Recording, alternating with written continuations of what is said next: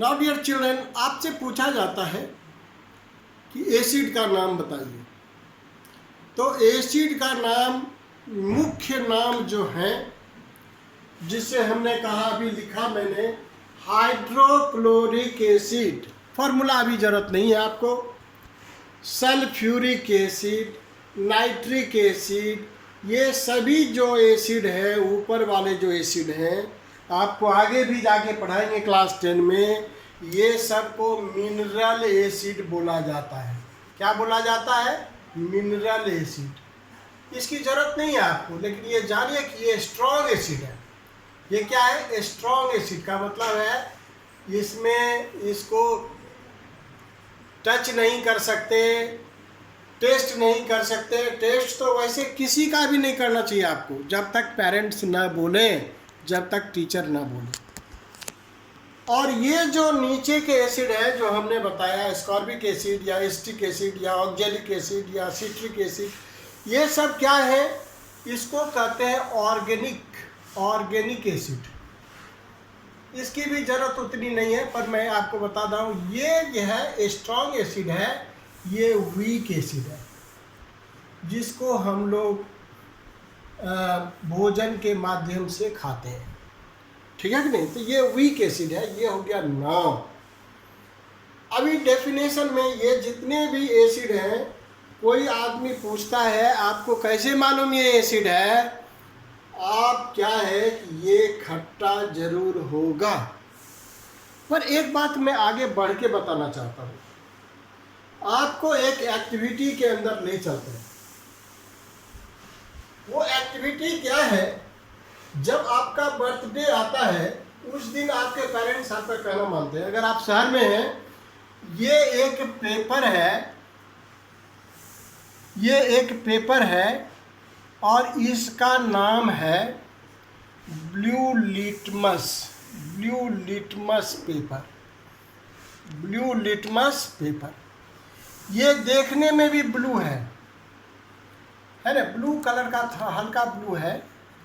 कमाल का बात यह है कि अगर ये नींबू का रस है, नींबू का रस तो आप देखते हैं, और ये नींबू का रस ले लेंगे, इसमें पानी भी रहेगा, कोई बात नहीं है, इसको जैसे इसमें डालेंगे, ये रेड हो जाएगा। ये क्या हो जाएगा? रेड हो जाएगा। क्या बात है!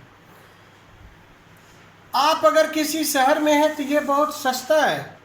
25 का पैकेट आएगा 10 रुपये में, 15 रुपये में, 20 रुपये में, इससे ज़्यादा नहीं है। तो ये आपने एक तोड़ा और नींबू का रस डाला, उसमें डाल दिया। अब चाहे वो टमाटर के रस में डाल दीजिए, चाहे इमली के रस में डाल दीजिए, अगर वह खट्टा है तो ये ब्लू लिटमस पेपर क्या हो जाएगा? रेड हो जाएगा। ये पक्का बात है। इसको इंडिकेटर बोलते हैं, और इसलिए कहते हैं कि किसी चीज़ को टेस्ट करना ज़रूरी नहीं है। यही एक अच्छा साधन है जिससे हम बता सकते हैं कि वह एसिड है या नहीं है। तो पहली बात आपने क्या सीखा? Acid is sour in taste. Acid is sour in test.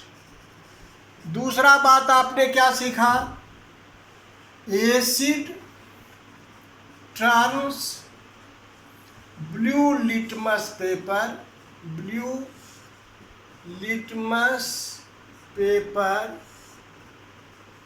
Into red. Blue को रेड कर देता है। क्या बात है!